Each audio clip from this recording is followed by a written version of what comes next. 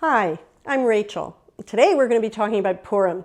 The thing about Purim is that it is the crazy Jewish holiday. And really crazy. Like, I know that we have a holiday where we don't eat bread, we eat the flat crackers. No, Purim's crazier. And the one where we celebrate with fried donuts, sufganiyot with jelly inside, the really good one with a little unusual. No, Purim's crazier. Purim is the crazy, crazy, topsy-turvy holiday. So one of the things about Purim is you're supposed to dress up. You're supposed to wear a costume. You're supposed to actually, we have a source that says, push on those gender fluid kinds of costumes so that you're really not who you are day to day. That's part of what everyone is supposed to do. That's not a kid's thing. That's not something where we say, oh, Purim is the Jewish Halloween. It's actually absolutely nothing to do with Halloween. And it's not for kids. It's the grown-ups where the Talmud is telling us, okay, change how you appear. Wear a costume. Really push those boundaries.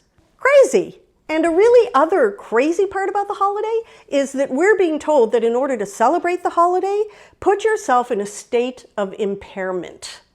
Safe impairment, but impairment. And the quickest way to do that is drink. Drink so that you don't know the difference between the hero and the villain. Drink so you don't know the difference between Mordechai and Haman. That's crazy. The other thing that's really unusual about Purim is that we're sending little treat packages to each other. It gets to the point where you've got so many of these things, these little packages of treats that you've put together, and you're going to be spending a fair bit of time going out into the community, house to house, person to person, friends, family. You're dropping off what's called mishloach manot, the sending of treats.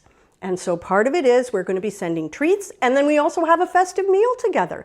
So we've got this very strange, crazy way to celebrate the holiday of Purim. And really, the only unifying thing about all of these things would be it's topsy-turvy.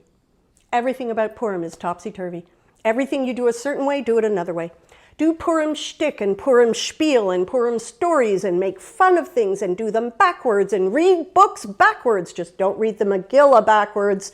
Talmud says not to read the megillah backwards. But otherwise, everything you're going to do it backwards. Topsy-turvy. Turn everything on its head. And this is a religious holiday. So of course we have to be asking, why? The why is actually right front and center in the megillah.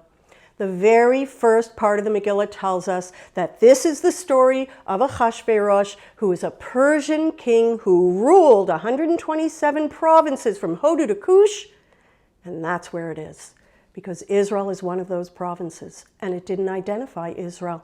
And the entire story takes place in Persia, and the Jewish people are trying to get back to Israel, and not once is it mentioned.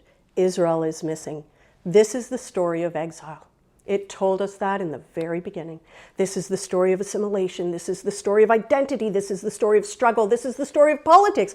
This is what Jewish looks like in exile. The carpet will be pulled out from under you. Trust nothing. You think you know who your heroes are, tomorrow they're the villains. You think you know who the villains are, tomorrow they're the hero. It is topsy-turvy. Exile is crazy. And what's the only solution? Community.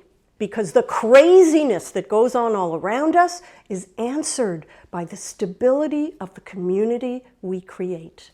Purim is the holiday of topsy-turvy with the undercore cement foundation of the stability of community. Have a great Purim, everyone.